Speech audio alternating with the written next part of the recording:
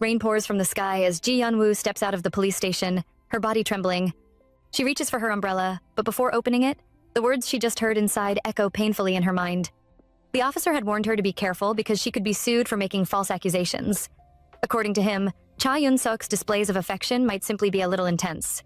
He advised her to talk things out with her boss instead of causing a scene at the station. He even claimed that Cha Yun-suk did not seem like the type of man who would refuse to listen to reason. Hearing those words again is enough to make her heart sink. As expected, going up against 5 lawyers alone was simply too much. Then, as if things were not already bad enough, a red car suddenly stops right in front of her. She looks up, and her eyes widen in shock. The moment she recognizes the man stepping out of the vehicle, every alarm bell in her head starts ringing. Without hesitation, she turns and tries to leave. Unfortunately, he calls her name. Ji Yeon-woo. Her grip tightens around the umbrella as she walks faster through the rain. She only has one thought in her mind. Run. She never wants to see him again. But before she can get away, a hand lands on her shoulder. The chilling voice that follows makes her blood run cold. He reminds her that the lawyers wanted to sue her immediately and claims that he was the one who stopped them. However, according to him, there will not be a second chance. Then comes the threat that crushes whatever hope she still has. He tells her he will only let her go when she is dead. She should simply accept reality and convince herself that the only man in her life is Cha Yun-suk. And just like that, after delivering those terrifying words, he casually informs her that yesterday and today will be treated as paid leave, orders her to return to work tomorrow, and calmly walks back to his car. Yeon-woo stands alone in the rain, shaken to her core. Desperate for proof, she pulls out her phone. Thankfully, she had recorded every word of the conversation. But the tiny battery warning staring back at her immediately kills that small sense of relief. Her phone is almost dead. At that moment, only one thought remains in her mind. She has to escape somewhere he cannot find her. So our girl wastes no time. She packs only the essentials from her home and books the earliest morning bus she can find. Soon, she is sitting in her seat as the announcement comes that the bus is about to depart. For a brief moment, it almost feels like she might finally get away. Then her phone vibrates. One last notification appears on the screen. Her heart drops the instant she sees the sender's name, Vice President Cha Yun-suk. The message is short, but it feels like a chain wrapping around her neck. Finding you is nothing to me, so come to work quietly. Wow. Even from a distance, this man still finds a way to remind her that he is watching. Staring at those words, Yeon-woo finally switches off her phone. The giant city around her suddenly feels useless. No matter how bright, crowded, or massive it is, she knows she can never truly escape him. And as that painful realization settles in, a dark thought fills her mind. There is only one way out. She must disappear completely, or, as Cha Yun-suk himself put it, die. Meanwhile, in another city, a convoy of 2 cars rolls to a stop. The rain that had been falling all day has finally eased, and one of the men lowers his window, stretching a hand outside as he looks at the sky with relief. Honestly, he could not be happier. The groundbreaking ceremony is too important for bad weather to ruin. This man is Nam Tae-jin, the president of Seolyang Construction. Turning toward the car behind him, he asks if Seong-hyun agrees. Inside that vehicle, Nam Seong-hyun is busy reading through documents, but he calmly replies that it is indeed a relief. And there is a good reason for their excitement. Hot spring water was recently discovered in Moksan-gun, and the moment the news broke, Seolyang Construction moved fast and bought the entire area. Their plan is huge, a resort complex with hot springs, an amusement park, and a golf resort. Seong-hyun personally led the project from beginning to end, and thanks to that success, Seolyang Construction climbed out of its long slump and surpassed Yongam Construction to become the #1 company in the industry. Later, Seong-hyun's car stops near a bus terminal, and this is where things take an unexpected turn. The driver gets out and spots a young woman standing close to the road. Irritated, he scolds her for standing there while a car is approaching. But that woman is none other than Ji Yeon-woo. Soaked from the rain and barely able to see through the fog, she had stepped forward because she thought a bus was arriving. Seeing her appearance, the driver pulls out his wallet and tells her there is a VIP in the car. He offers her cash and tells her to get cleaned up. Meanwhile, Seong-hyun remains seated inside, quietly observing her. Something feels strange. She does not look like a local, and he finds himself wondering whether she is arriving or leaving. However, Yeon-woo simply stands there in silence. The driver grows even more impatient and demands an answer. In a small voice, she tells him she is fine and asks him to leave. Unfortunately, that only makes him raise his voice further, accusing her of waiting for more money. The moment his voice rises, our girl begins to tremble. Just 6 months ago, she was not like this. Now, even hearing someone shout makes it difficult for her to breathe. Before the situation can get any worse, Seong-hyun finally steps out of the car and asks what is going on. At that exact moment, Yeon-woo turns toward him. Standing there in his black suit, he catches her attention immediately. And just like that, the paths of these 2 strangers finally cross. As Seong-hyun asks what is happening, the driver quickly apologizes and explains that he offered the young woman money for cleaning her clothes, but she refused to take it, causing the delay. Instead of getting angry, Seong-hyun calmly turns toward Ji Yeon-woo and apologizes on behalf of his staff, explaining that they made a mistake on an unfamiliar road and caused her inconvenience. To his surprise, she immediately takes the blame herself, insisting that she was the careless one and that there is nothing to apologize for. Honestly, that answer catches him off guard. Then, after a brief pause, he takes out a card and writes something on it. Since Soyoung department stores can be found in many regions, he explains that she can arrange her own compensation there because he does not know the value of her clothes and shoes. He hands over the card and the driver nearly loses his mind. That is not just any business card. In his eyes, it is basically an unlimited credit card at Soyoung department store. To him, this soaked young woman has practically won the lottery. However, Yeon-woo simply prepares to leave. Once she is gone, the driver desperately apologizes again. But Seong-hyun calmly places a hand on his shoulder and points out that he is doing a wonderful job promoting the company while wearing a Soyoung badge on his chest. The poor driver immediately realizes he is in trouble. Trying to lighten the mood, he asks the director to think of it as getting rid of bad luck before the important event. Seong-hyun then removes the Soyoung badge from the driver's chest and tells him that when they arrive at Domyeongjae, he should hand over the car keys. The driver obediently bows his head. After all, as the director puts it, they need to ward off bad luck. Meanwhile, Yeon-woo arrives at her mother's house, cleans herself up, and takes a shower. After changing clothes, she remembers calling her mother earlier on the house phone. Her mother had already left for work because important guests from Seoul were arriving. Suddenly, regret hits her. She should have called before coming. She only wanted to see her mother's face once and leave quietly. Then something catches her eye. Folded neatly on the bed is a uniform with a Domyeongjae staff badge attached to it. The name on the badge reads Shin Sun-mi. The moment she sees it, her heart skips a beat. Domyeongjae is an affiliate of Soyoung Construction. Almost immediately, she reaches into the trousers she wore earlier and pulls out the business card Seong-hyun gave her. The name written there makes her freeze. Now she remembers. Anyone born and raised in Moksangun has heard that name at least once. To her shock, the VIP her mother mentioned earlier is the very same man she met today. But instead of feeling relieved, she becomes even more worried. If her mother stays busy working and lives in the dormitory for a while, she may have to leave without seeing her at all. Then another frightening thought follows. Where can she go now? Cha Yoon-suk will eventually find this place too. As fear closes in around her, her mind drifts back to the beginning of everything. She remembers her first meeting with Cha Yoon-suk. She greeted him, and he simply told her that they should get along well. At the time, it seemed like a normal encounter. Later, she overheard employees whispering that he was the chairman's son. Not long after, someone called her over and informed her that the team leader wanted to see her. Confused, she wondered what it could be about. Then came the news that changed her life completely. She had been assigned as the new secretary to the newly appointed vice president. The announcement shocked her, but she immediately headed toward the vice president's office, completely unaware of how much that single decision would affect her future. As Ji Yeon-woo stands outside the vice president's office for the first time, she tries to calm herself. She has only just gotten used to her current work, so suddenly being assigned as a secretary makes no sense to her at all. What is going on? With that question still in her mind, she knocks and steps inside. There, she meets Cha Yoon-suk, who simply tells her to take care of him from now on. At first, it seems like a normal assignment, but things do not stay that way. After becoming vice president, Cha Yoon-suk grows even more arrogant. He has no interest in company affairs and spends his time associating with gangsters he proudly calls his brothers. Then, somewhere along the way, his attention turns toward Yeon-woo. What starts as discomfort slowly becomes a nightmare. Late at night, while she is trying to sleep at home, her phone rings. Ji Yeon-woo, I know you're at home. Why aren't you picking up? Other times, he pounds on her door and demands that she open it. When he is not calling, he is flooding her phone with messages. As these painful memories rush back into her mind, fear begins to take hold again. No, it can't be. Surely not. Just then, the phone suddenly rings. Trying desperately to stay calm, she reaches for it. Her hands tremble as she lifts the receiver to her ear. Then a familiar voice comes through. Hello, Ji Yeon-woo. Instantly, relief washes over her. It is Auntie Ja-young. She sinks onto the bed and answers, only for her aunt to immediately deliver terrible news. Her mother has been injured. The words hit like a bolt of lightning. Without wasting a second, Yeon-woo rushes to the hospital. The moment she opens the door and sees her mother lying there, panic bursts out of her. Her mother, however, tries to joke about it, asking if someone is chasing her. Despite the smile, one of her hands is in a cast. Yeon-woo quickly sits beside her and asks if she is okay. Thankfully, the injury could have been much worse. Her mother explains that she missed a step while walking down the stairs and nearly ended up in the afterlife. Then she becomes curious about why her daughter suddenly came home. Caught off guard, Yeon-woo stumbles through an excuse and claims she is on vacation. Her mother accepts the explanation, but soon starts trying to get out of bed. That is when things become even more serious.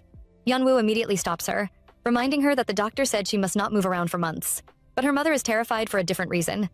She has to get back to Domyeongjae.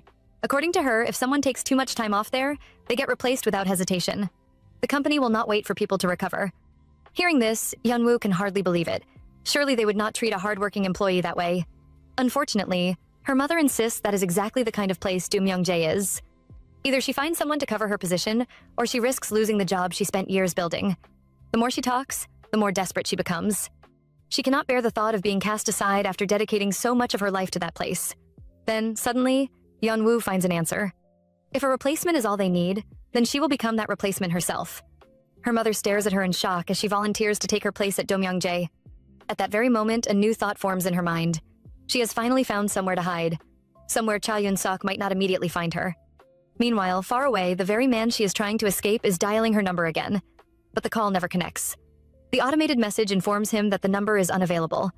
And just like that, his temper explodes. He hurls the phone against the glass and erupts in rage. Ji Yeonwoo, you dare run away from me? In that moment, it becomes painfully clear that this nightmare is far from over. Meanwhile, Cha Yun-sok wastes no time. He rushes straight to Ji Yeonwoo's apartment and pounds heavily on the door, demanding that she come out, but there is no answer. He looks around in frustration and quickly realizes the place is empty.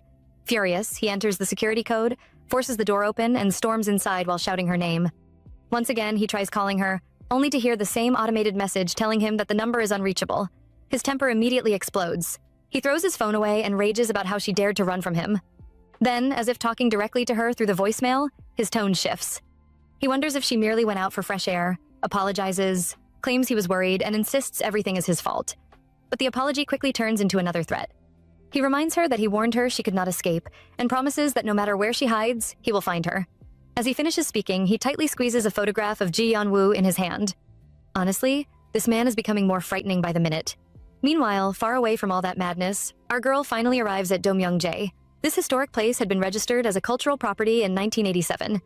During the Joseon invasion, it served as a study hall for scholars, and during the Japanese occupation, students learned Hangul there. The Nam family had deep ties to the estate as well. Seong Hyun's great-grandfather had donated most of the land, making the family a source of pride throughout Moksangun. Standing before the massive entrance, Yeonwoo can only stare in amazement. Security cameras watch every corner, and she quickly realizes this place is protected far more heavily than she expected. A voice speaks through the intercom, asking who she is. After introducing herself and explaining that she came to see Director Moon Ok-rai, the gate slowly opens. As she walks inside and notices the cameras everywhere, a hopeful thought crosses her mind. At last, she may have found a place where nobody can find her, a place where she can finally hide. However, that hope does not last very long.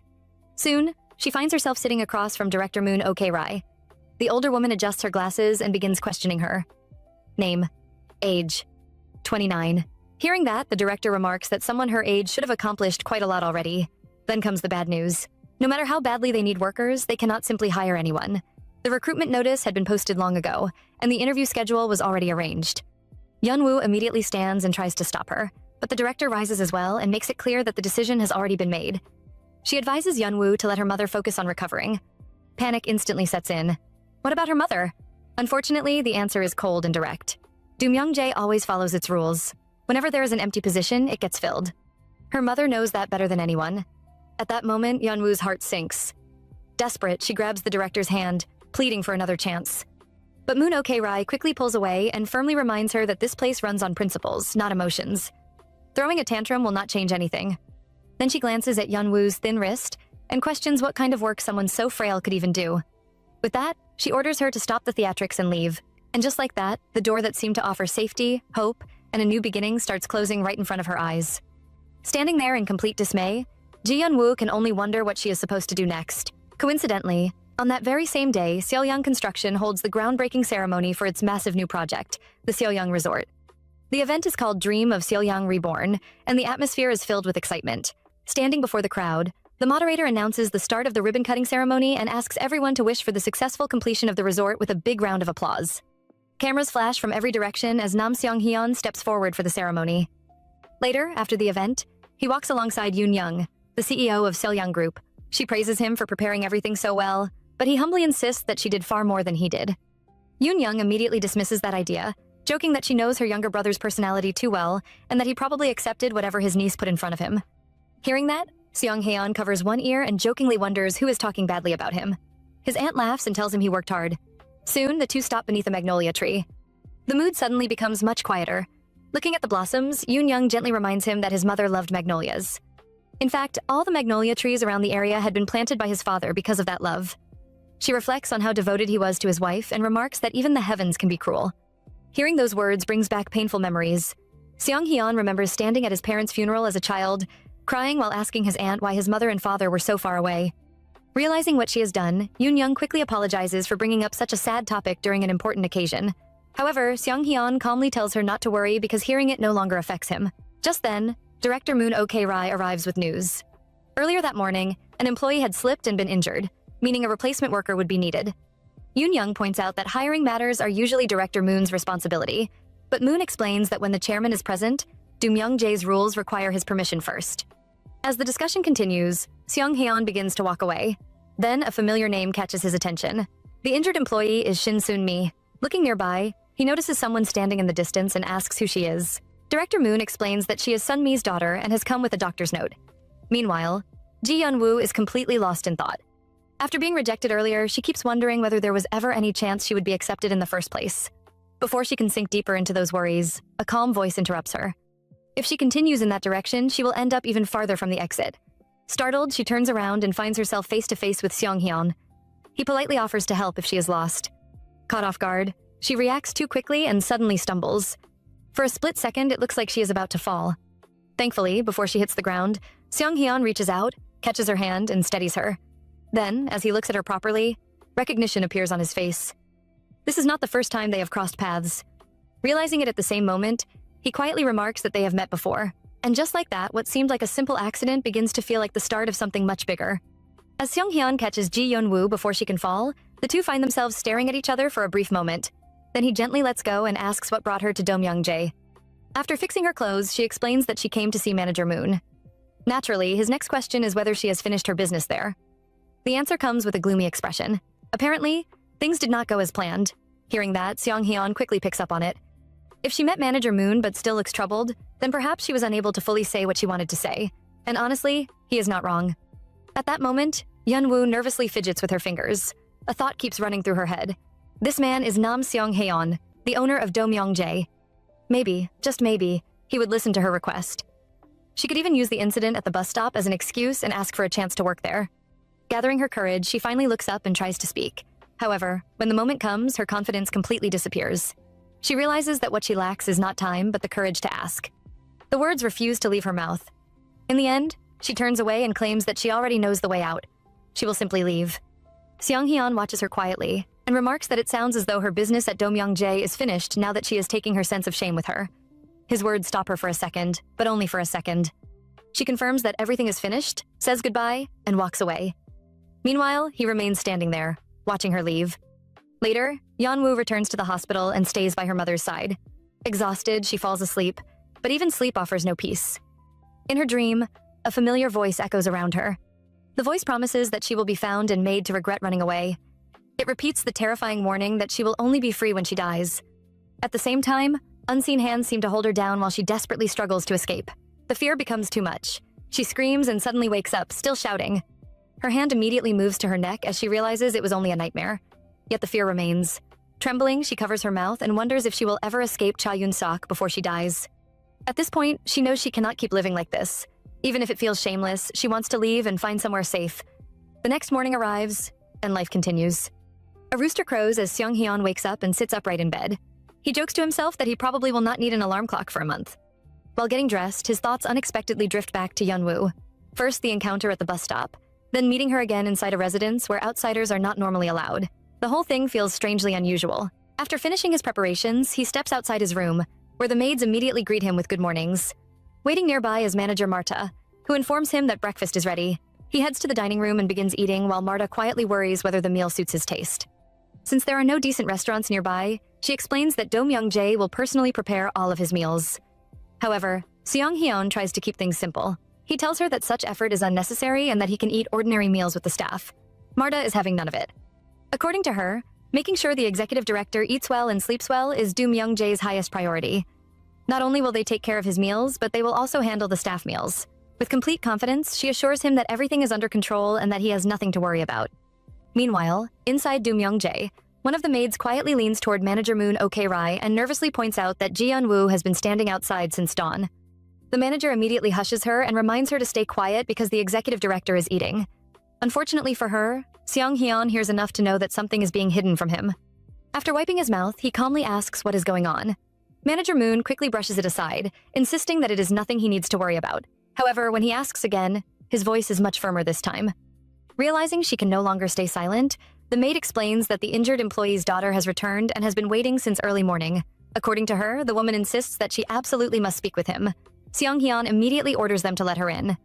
Once again, Manager Moon tries to stop it, arguing that she will handle the matter herself and that such a trivial issue should not trouble him. Big mistake. The atmosphere instantly changes.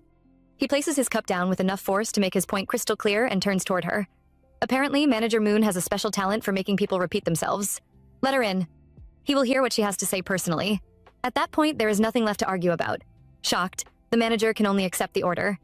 As Seong-hyun picks up his briefcase and rises from his seat, a thought crosses his mind. Yesterday, Yeon-woo looked like someone who had already thrown away every bit of pride she had left. So what kind of words could she possibly be carrying today? Whatever they are, they must be important enough for her to return.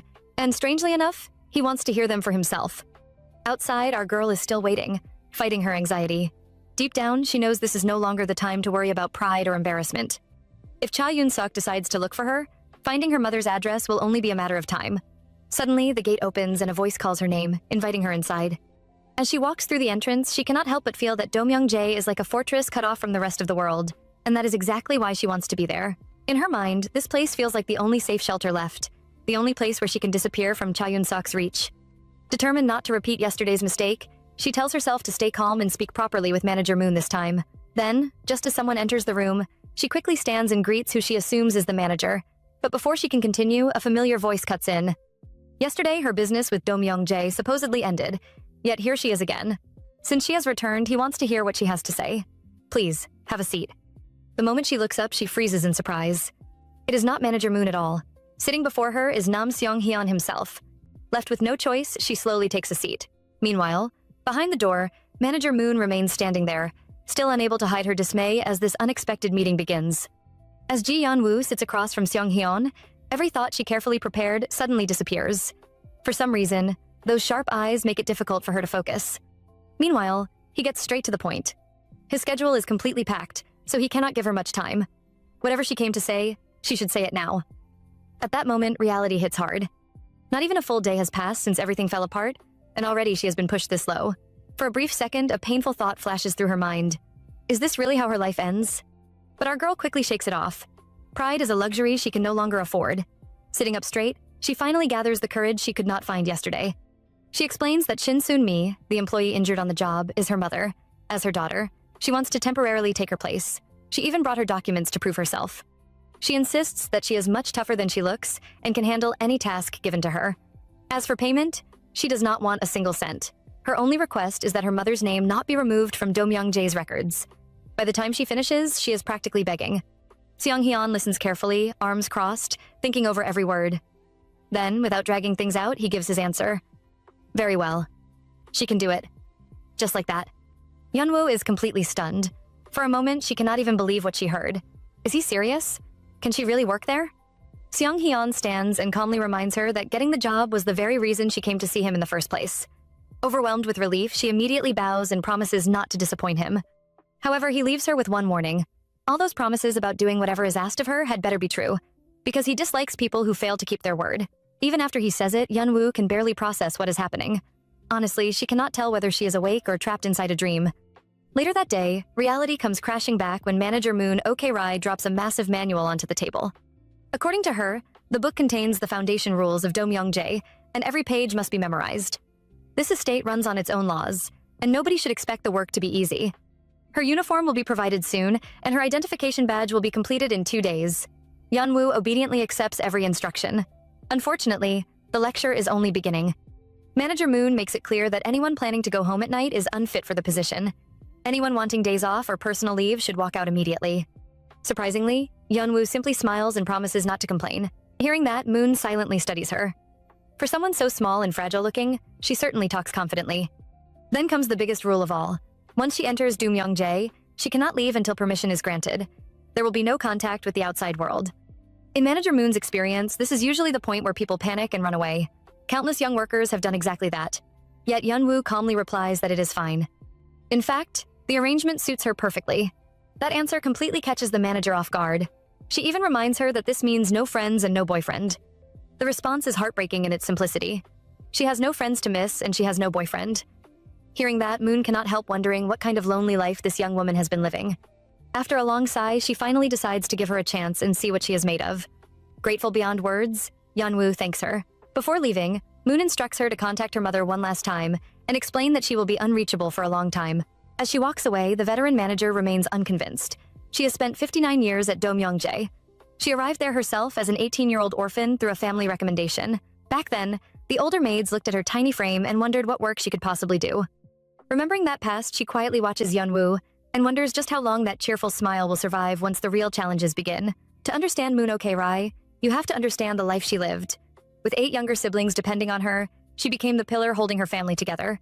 Domyeongjae was not some peaceful workplace. It was a battlefield filled with endless visitors and endless work. Her youth disappeared beneath mountains of laundry and countless chores. Day after day, she worked, slept, and lived only for the estate, sending every bit of her earnings back home so her family could survive. Years turned into decades, and before she knew it, her entire life belonged to Domyeongjae. Now, in her 70s, after becoming its chief manager and longest-serving resident, the estate is all she has left. As she walks away after meeting Ji Yeonwoo, she cannot help but scoff at the young woman's cheerful attitude. In her eyes, Domyeongjae is not the kind of place that rewards bright smiles and optimism. Because of that, she quietly decides to test her. She wants to see just how long that smile can survive when faced with the bitter reality of the mother of Domyeongjae. Meanwhile, over at the So-young Resort Development Center, Seong-hyun is also deep in thought. Even while handling work, his mind briefly drifts back to the desperate request Yeonwoo made. Around him, the harsh reality of business continues as usual.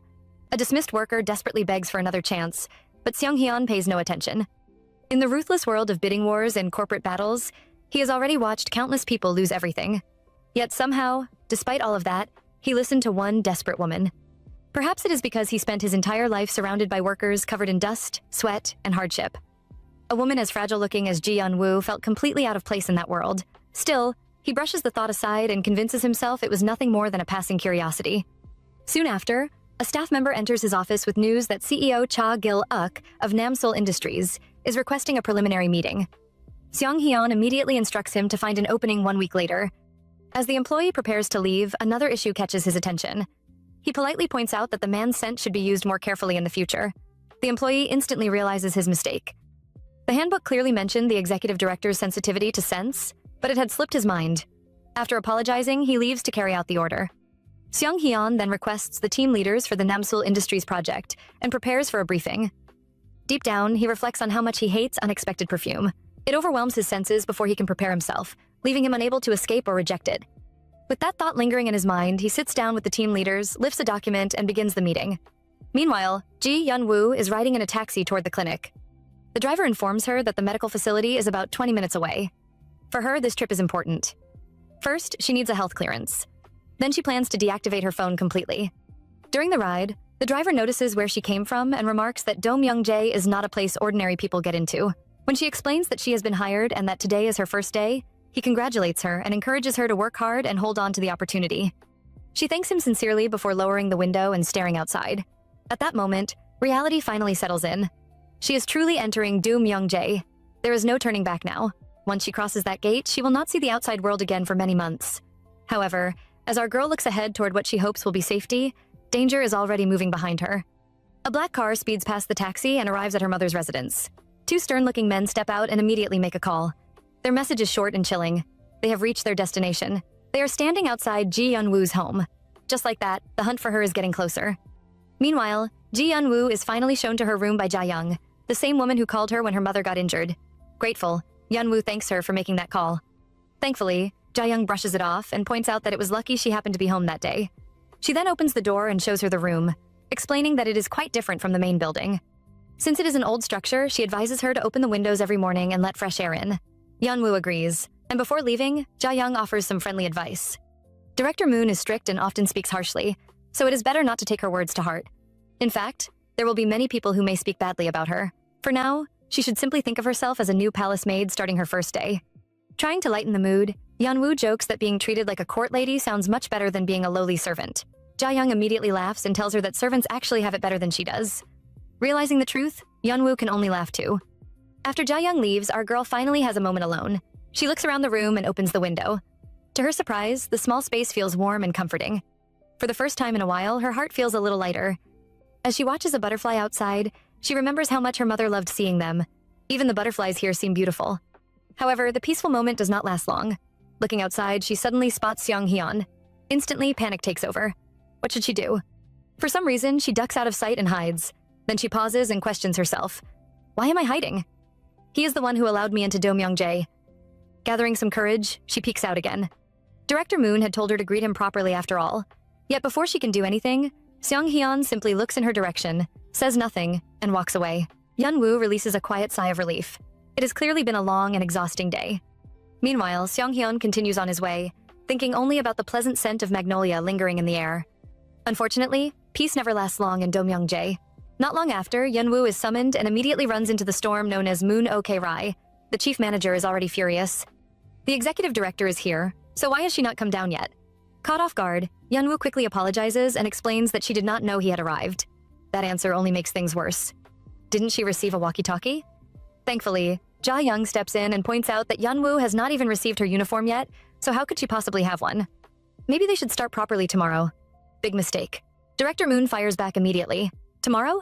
Her salary started counting from today. Then comes her first assignment. Sweep the yard. But before that, write down your phone number. The moment Yeonwoo calmly replies that she does not have a phone, the chief manager nearly explodes. What do you mean you don't have a phone? A woman in her 20s without a phone? Yeonwoo explains that she thought she would not need one, so she got rid of it. Now that answer sounds suspicious even to us. Director Moon grabs her shoulder and narrows her eyes. Wait a minute. Is she hiding from the government? Is that why she came all the way here? Startled, Yeonwoo immediately denies it. Thankfully, another maid calls the manager away before the questioning goes any further. Before leaving, Moon Ok-rai orders her to go to the office and collect a walkie-talkie from Section Chief Hwang. Yeonwoo obediently agrees and heads off.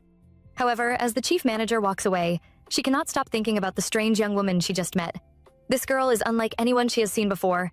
Definitely strange. And honestly, with everything Yeonwoo is hiding, Director Moon might not be completely wrong. This version keeps every event from your source while making it flow like a dramatic manhwa recap narration with stronger emotion, smoother transitions, and more audience engagement. Before long, Ji Yeonwoo receives her walkie-talkie and heads to Seong-hyun's room. Standing outside the door, she reminds herself that she only came to air out the room, yet for some reason she feels strangely nervous. After knocking, she steps inside and is immediately surprised. The room is completely modern, nothing like what she expected from a place passed down through generations of the family's eldest sons. Still, she quickly focuses on why she came. Then Seong-hyun looks at her and casually asks if she has used the business card yet. When she admits she has not, he tells her it would be good to put it to use soon. Wanting to repay his kindness, she thanks him again for giving her the job and carefully pulls the card from her pocket. It is slightly crumpled and she apologizes before trying to return it, explaining that it is not something she should keep. Surprisingly, Seong-hyun reaches for his wallet instead and suggests that it does not necessarily have to be the department store card. He even starts to pull out a credit card. Our girl immediately panics and refuses, insisting the clothes were not expensive and that she would not have minded throwing them away anyway. But he remains stubborn, arguing that she should buy clothes she would actually care about ruining and preferably several sets. She keeps refusing, yet he calmly admits that he can only feel at ease after properly compensating her. Realizing this conversation might never end if she keeps arguing, she quickly changes tactics and asks to take back her own business card instead. In her heart, she feels that if she refuses one more time, she may never escape this room. After bowing politely and announcing her departure, she turns to leave. Seong-hyun watches her and remarks that he will take that response as a sign she is hoping for a larger reward. Walking away with her business card in hand, she cannot help thinking about the strange exchange. The next day, Yeonwoo finally receives her uniform. The moment she puts it on, Jaeyoung and Do and Ja stare at her. Jaeyoung is completely impressed, joking that she could walk straight into a Miss Korea competition looking like that. According to her, it is the exact same uniform everyone wears, yet somehow it looks completely different on Yeonwoo. Unfortunately, Eunja is far less impressed. Folding her arms, she eyes her suspiciously and asks if she deliberately tightened her waist. Then she remembers how Shin Sun-mi always bragged about her beautiful daughter and reluctantly admits it was not a complete lie. Still, she immediately becomes hostile, asking who exactly Yeonwoo is trying to look pretty for. She even accuses her of wearing makeup and putting something on her lips. Before Yeonwoo can properly defend herself, Eunja calls her a liar and orders her to do nothing more than wash her face before coming out from now on. Yeonwoo simply accepts it and asks what work she should do next. Eunja responds that there is plenty to do and that she has been wondering what kind of job would make people praise her for putting Yeonwoo to good use. With that, she orders her to follow. Meanwhile, at the Seolyang Resort construction site, Seong-hyun is reviewing documents when someone brings him a list of representatives from the construction materials side. After dismissing the employee, his eyes land on a familiar item, Yeonwoo's business card. Suddenly, a strange thought bothers him. That woman knows his name, workplace, and position, yet he does not even know hers. For some reason, that feels like a disadvantage. He immediately questions himself. Why should he care about her name? He has never paid attention to the names of ordinary employees before. The thought itself feels ridiculous. Yet, he cannot stop remembering their conversation, especially when she said she planned to stay at Domyeongjae for only 3 months, just long enough for her mother to recover safely. Looking at his reflection, he finds himself wondering one simple question. Why me? Just then, a knock breaks his thoughts. Just then, the door swings open and Nam Hyun-wook walks in with his usual carefree energy, greeting Seong-hyun as if he owns the place. Seong-hyun immediately gets up and asks when he arrived. The answer is simple just now. Apparently, he was already planning to head to Domyeongjae but decided to stop by first. Seong-hyun points out that he should have at least given some notice, but Hyun-wook only laughs and teases him, claiming he looks pretty happy to see him anyway. And honestly, for a moment, Seong-hyun actually smiles. Unlike most members of the Nam family, Hyun-wook grows up friendly and easygoing. While Seong-hyun throws himself into work, Hyun-wook lives like a free bird. He runs a private workshop and sometimes disappears on trips with nothing but a camera in his hands. Soon, the two sit down together with tea. Hyun-wook stretches comfortably and admits that being here feels like a vacation to him. Seong-hyun can hardly believe what he is hearing. A dusty construction site is a vacation, but Hyun-wook insists it is cool, a place filled with the sweat, heat, and struggles of real men. Seong-hyun jokingly tells him to come work there then. The answer comes immediately. No thanks. Not a chance.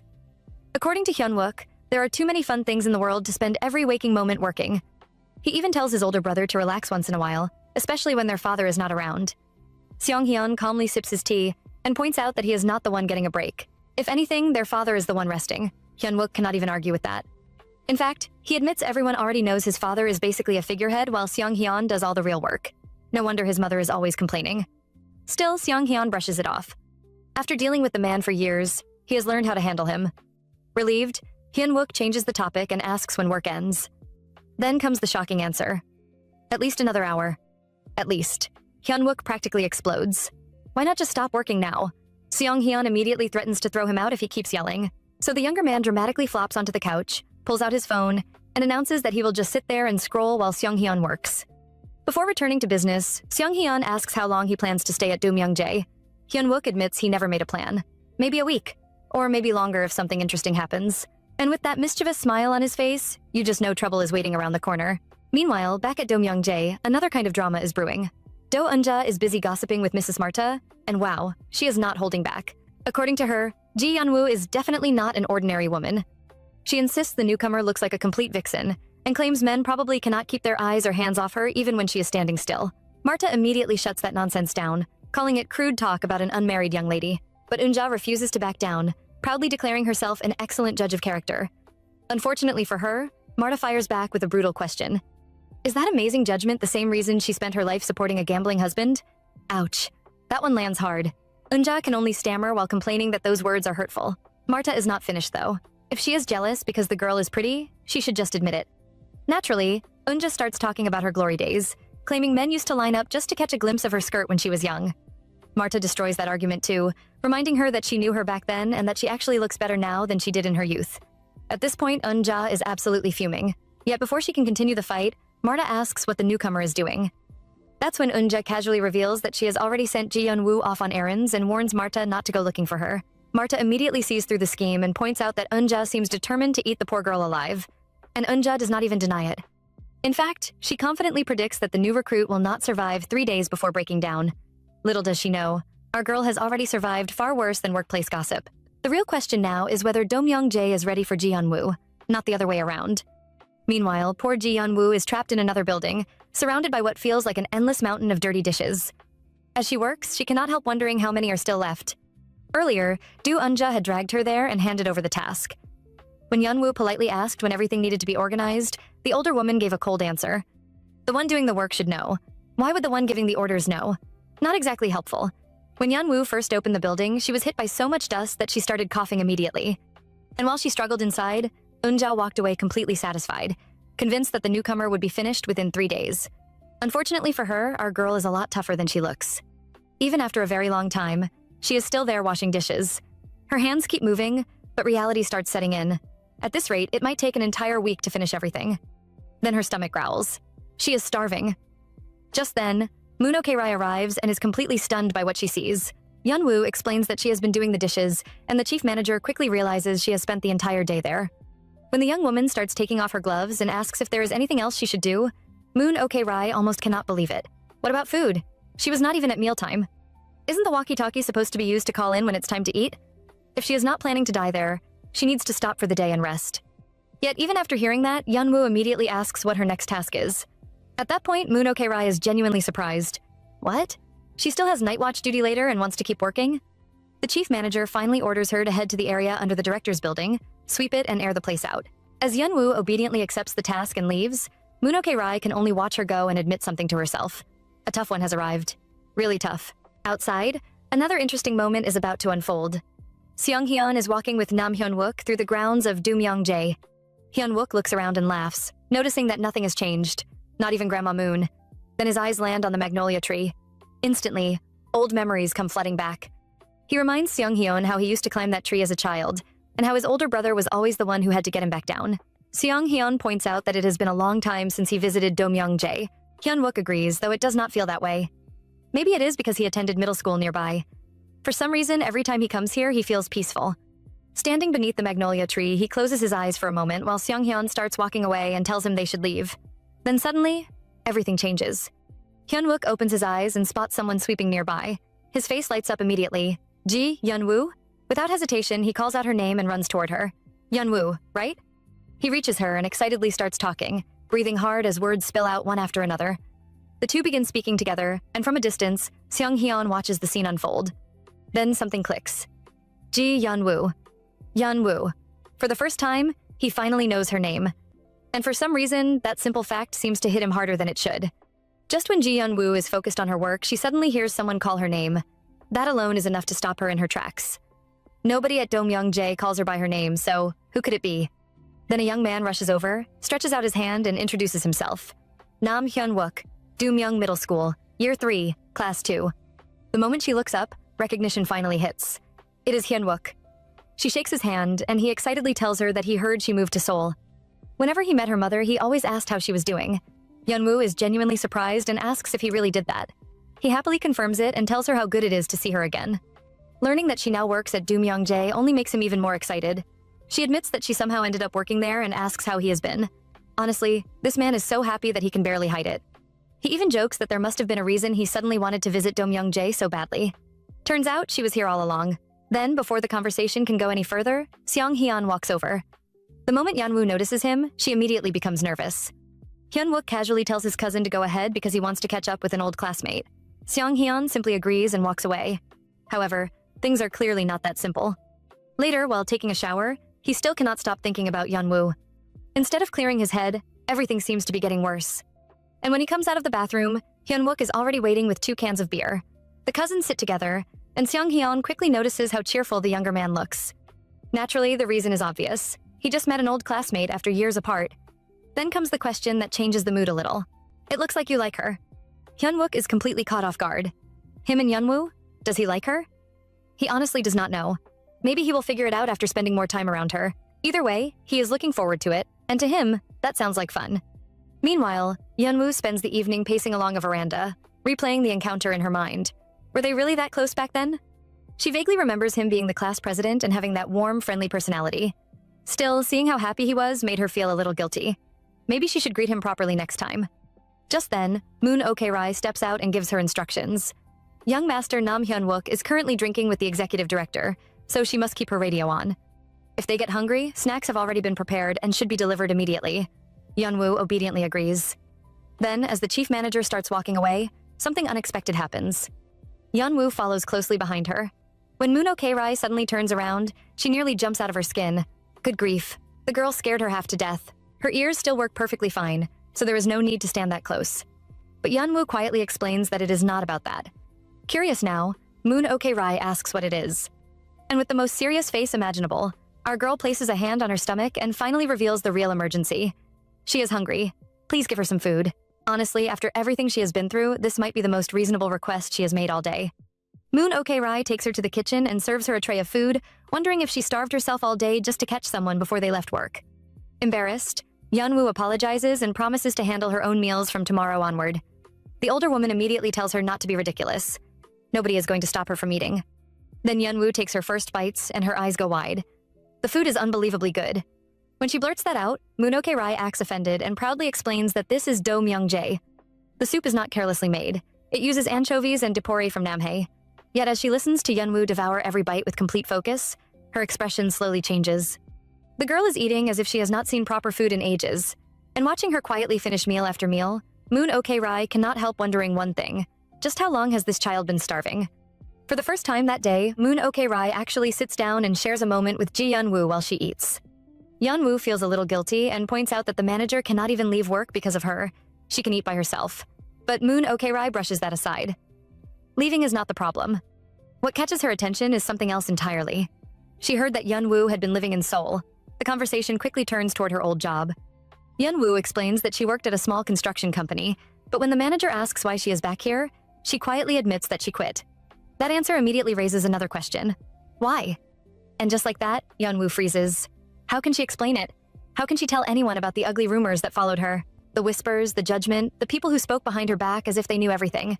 They claimed she must have made a move on the vice president first. They insisted no man would act that way without a reason. They said she must have given him signals, that she thought her looks would help her get what she wanted. And when things did not go her way, she started causing trouble.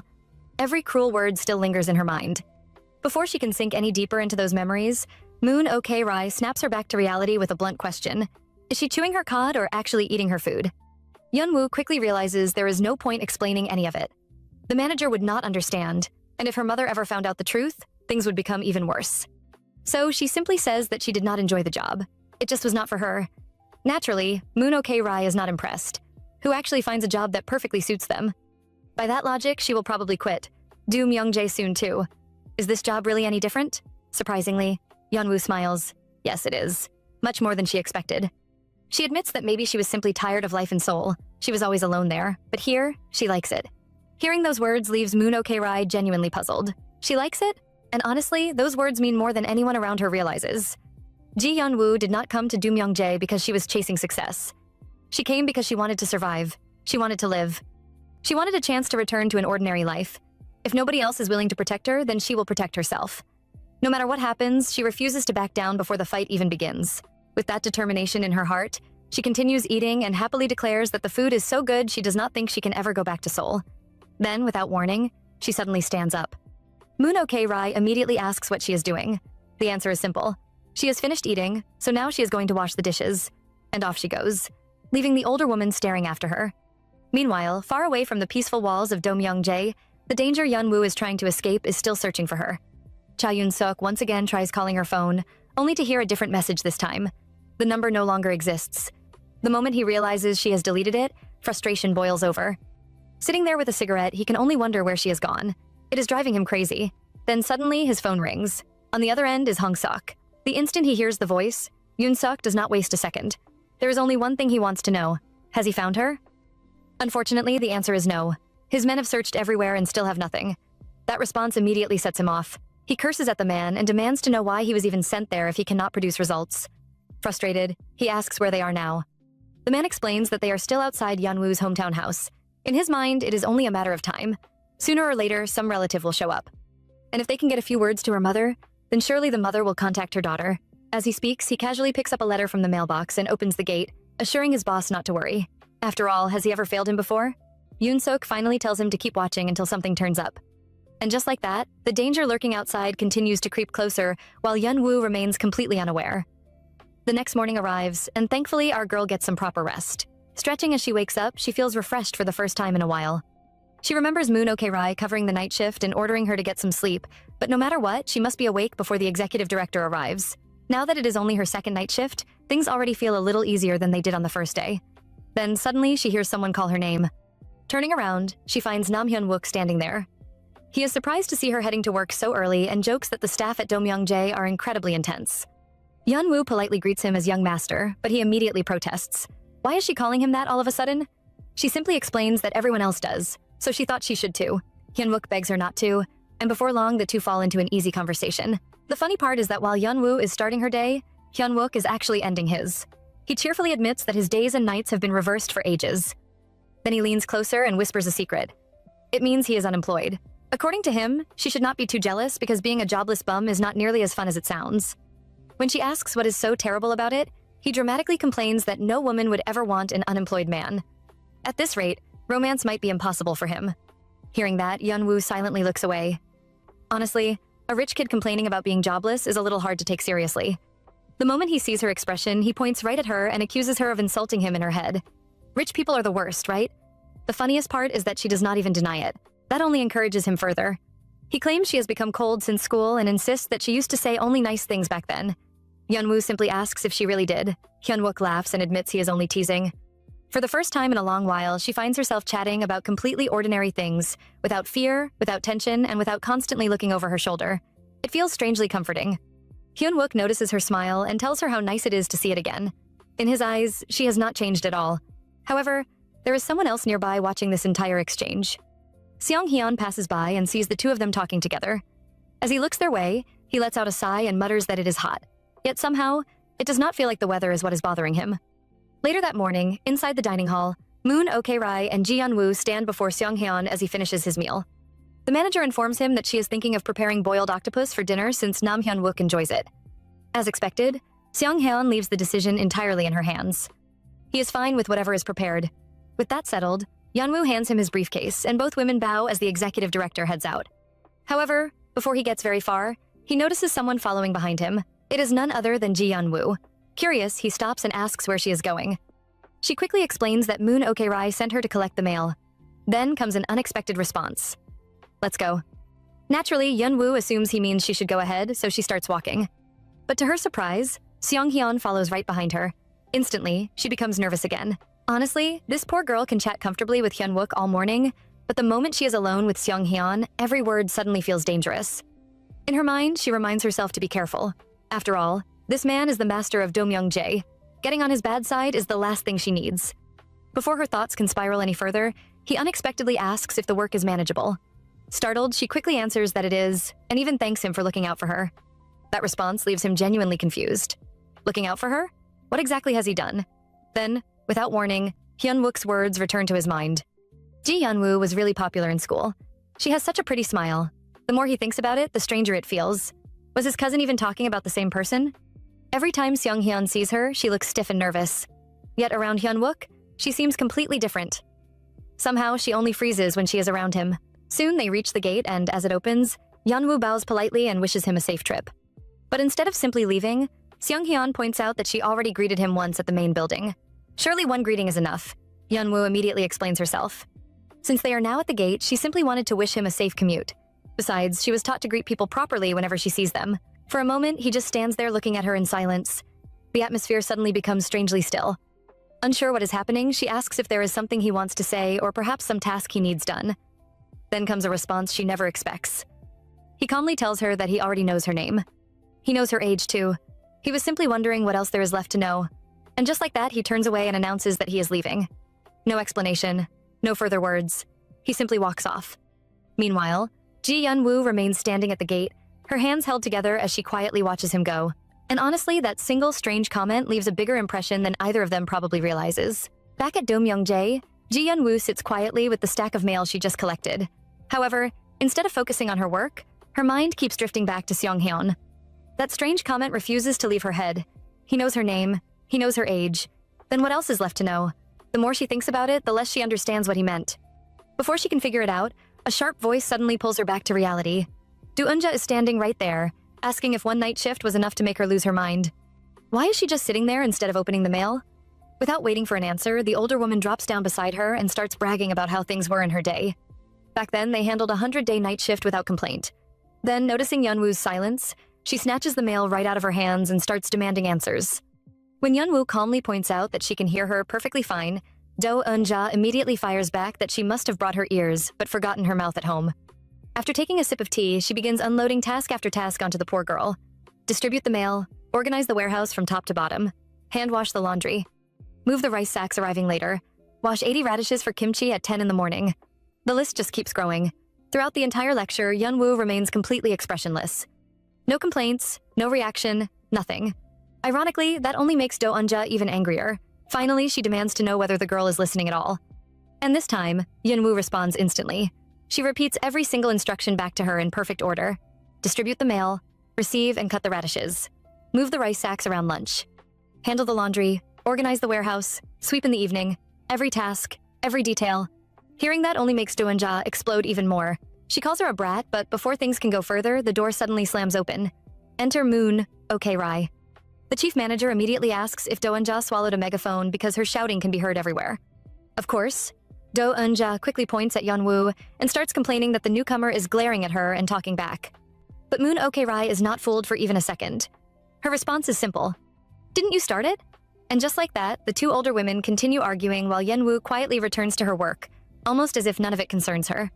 Meanwhile, at the construction site, Seong-hyun is surrounded by workers as another busy day continues. One of the men notices that the executive director has not eaten yet and asks about lunch. Seong-hyun simply replies that they can eat together in the office. However, as he walks past a group of workers already enjoying their meal, he overhears a conversation that unexpectedly catches his attention. One worker proudly declares that he fell in love with his wife at first sight. Naturally, the others start teasing him. Love at first sight? What is this, some television drama? But the man refuses to back down. He insists that it happened exactly that way. The moment he saw her, he fell for her. Strangely, those words stick in Seong-hyun's mind. Love at first sight? Is that even possible? To him, it sounds ridiculous. Falling in love at first sight feels no different from an impulse buyer getting distracted by attractive packaging. It makes no logical sense. As he continues walking, someone beside him calls his name, but he barely notices. His thoughts are somewhere else now. The worker keeps talking about the moment he saw his wife, how it felt like a shovel struck straight into his heart. And suddenly, without warning, Ji Yeonwoo's face appears in Seong-hyun's mind. His hand tightens into a fist. For a moment, everything around him seems to fade away. Then a troubling question rises in his thoughts. If love at first sight does not make sense, then does what he is feeling make any sense at all? And honestly, that question seems to bother him far more than he wants to admit. Back at Domyeongjae, Ji Yeonwoo continues washing dishes while her mind wanders somewhere else entirely. No matter how much she tries to focus on work, she keeps thinking about Seong-hyun and that strange conversation at the gate. Maybe he is kinder and more thoughtful than she first believed. The thought surprises even her. Honestly, he never looked like that kind of person. Still, he apologized to her at the bus stop, and because of him, she now has a place to work. Maybe, just maybe, he has a better heart than people expect. However, before she can think any further, a voice suddenly appears behind her, joking that the ground is going to collapse from that side. The unexpected comment nearly makes her jump out of her skin. Turning around, she finds Nam Hyun-wook standing there. He casually admits that he overslept and asks what she is doing. Looking at the mountain of dishes around her, the answer is pretty obvious. As he crouches down beside her, he stares at the endless pile and can hardly believe she is handling all of it alone. Surprisingly, Yeonwoo reveals that there are actually even more dirty dishes waiting elsewhere. Still, she does not seem bothered. After all, she was the one who volunteered to do it, and being alone feels comfortable to her. Hyun-wook gently adjusts a loose strand of her hair and admits that he thought she might be uncomfortable. She thanks him, but then things take an unexpected turn when he offers to help. Of course, she immediately refuses. The last thing she needs is getting scolded for making the young master of Domyeongjae wash dishes. Unfortunately, Hyun-wook has already made up his mind. Before she can stop him, he sticks his hands into the water. Yeonwoo panics and tells him to stop, but now his hands are wet. Then comes the next problem. He has detergent on them too. At this point, he is clearly having way too much fun. No matter how much she protests, he grabs a sponge and cheerfully asks if he can start washing now. Eventually, even Yeonwoo cannot help laughing. The best compromise she can come up with is telling him to at least wear gloves. Soon, the two work side by side and Hyun-wook proudly shows off his dishwashing skills, joking that this is the special talent of an unemployed bum who just woke up. Watching him work, Yeonwoo finally asks something she has been wondering about. Is being this friendly and kind a family trait? The answer comes immediately. Absolutely not. According to him, only he and his father are like that. Then he brings up his cousin, the very same Seong-hyun who has been occupying Yeonwoo's thoughts all day. Hyun-wook describes him as a complete workaholic, cold-blooded, and not exactly known for warm words. Hearing that, Yeonwoo quietly concludes that her earlier thoughts must have been a misunderstanding after all. Maybe she was reading too much into things. Meanwhile, Hyun-wook reminds her that he offered to help, not to do all the work himself. She notices how fast his hands move and comments that he does not act like a young master at all. Once again, he begs her to stop calling him that. Then, almost casually, he drops something unexpected into the conversation. There's going to be a school reunion soon, and he thinks she should come. The moment those words leave his mouth, Hyunwoo freezes. A reunion. Just hearing that single word is enough to make her pause and think. And just like that, an ordinary dishwashing session suddenly becomes something much more complicated. Meanwhile, over at Seoyang Construction, Executive Director Nam Seong-hyun receives a call from President Nam. The moment he answers, his father gets straight to the point, asking if he is busy and reminding him that the French representatives will be entering the country this weekend. He wants Seong-hyun to make time for them. Of course, it does not take long for everyone to realize this is not a friendly phone call at all. Then, as usual, President Nam starts rambling. Someone beside him reminds him that it is his turn, but he brushes it off and keeps talking. According to him, the representatives are young, so what use would an old man like him be? A younger person like Seong-hyun would be a much better fit. Unfortunately for him, Seong-hyun has no interest in chatting and calmly tells him he will confirm the details with the secretary. Before he can hang up, however, President Nam quickly stops him. Apparently, he recently fought with his sister and only just remembered that it is her wedding anniversary today. Then the conversation shifts to Nam Hyun-wook. His father already knows Hyun-wook ran off to Domyongjae after their argument and even jokes that he envies him for having somewhere to escape to. Finally, before ending the call, he asks Seong-hyun to keep the atmosphere over there pleasant and, most importantly, to smile more. Not long after, a staff member reminds Seong-hyun that his meeting is about to begin. He ends the call, rubs his head, and lets out a sigh. Smile more. Easier said than done. Later that evening, dinner is served at Domyongjae, and the table is practically overflowing with seafood. One look at it makes Seong-hyun ask if Grandma Moon has turned the place into an aquarium. There is seafood everywhere, and he wonders if she seriously expects him and Hyun-wook to finish all of it. Naturally, Grandma Moon fires right back, telling him to call all the ancestors who passed away there if he needs help eating it. Seong-hyun immediately tells her not to say things like that, but she simply points out that this is apparently his difficult way of saying he will enjoy the meal. The exchange continues with the usual teasing, and for a brief moment, the atmosphere feels surprisingly warm. Yet even while sitting there, his mind is somewhere else. He glances at the clock and realizes he never ran into Ji Hyun-woo on his way back from work. He has not even seen her sweeping. As he pours himself a drink, Hyun-wook quickly offers to do it for him. But Seong-hyun refuses, saying they should just drink comfortably. Then he stares into the glass and catches his own reflection. He tells himself he is not waiting for anyone, but strangely enough, it feels like time is chasing him. The memory of a worker's words suddenly comes back to him. I fell in love with my wife at first sight. Those words refuse to leave his head. Taking another look at his drink, he quietly wonders where all of this started. Just then, Hyun-wook brings up his upcoming school reunion and asks if he can host it at Domyongjae. Seong-hyun immediately agrees, reminding him that he has family and does not need permission for things like that. Hyun-wook laughs and admits that old habits die hard. Even now, he still feels like he needs approval for everything there. Then, on the other side of the room, Grandma Moon picks up her walkie-talkie and calls for the newbie. The second Seong-hyun hears that familiar voice answering that she is on her way to Yunseondong, his attention locks in instantly. He wipes his mouth, stands up, and announces that he is done eating. Hyun-wook looks surprised and asks if he is leaving already. Seong-hyun simply tells him to eat slowly and come later before walking away, while Hyun-wook agrees without a second thought. And just like that, the moment Ji Hyun-woo's voice comes through that radio, our cold executive director is already on the move. Meanwhile, Seong-hyun leaves the dining room, but Nam Hyun-wook cannot help giving his cousin a strange look. Honestly, something feels off. Bro must have had too much to drink. Just look at his face. However, while everyone else is still eating, Ji Hyun-woo is already inside the executive director's office, quietly cleaning and organizing everything. Because of the errand she ran earlier, she is later than usual and wants to finish before anyone returns. After arranging the room, she looks around and realizes only the sweeping is left. But then, as if that strange moment refuses to leave her alone, Seong-hyun's words come back to her once again. I know your name. I know your age. I was wondering what else is left. The more she thinks about it, the more uneasy she feels. At that point, she decides she should have given him an answer earlier. Surely this will be enough. She places a paper on his desk, hoping it settles things. More than anything, she does not want to misunderstand him. Her instincts still hesitate whenever she is around this strange man she knows so little about. To her, Seong-hyun is the hardest person to deal with at Domyongjae. He is an adult, a man, and her superior. Unfortunately, those same words remind her of Cha Yun-sok. He was also an adult, a man, and a superior. The moment she believed he was a good person, the moment she lowered her guard, he revealed the claws he had been hiding all along. Because of that, she becomes even more determined to keep a proper distance. After finishing her work, she leaves the office and starts putting on her shoes. Then suddenly, she notices a shadow. Looking up, she freezes. Standing right there is Seong-hyun. He calmly asks if she is done with work. Startled, our girl immediately steps back, forgets there is a stair behind her, and loses her balance. Before she can fall, she crashes straight into him. For a brief moment, the two simply stare at each other. Then Seong-hyun lightly remarks that one person falling down the stairs is enough, and that her mother already fills that role. He hopes she is not hurt because finding another employee to replace her would be difficult.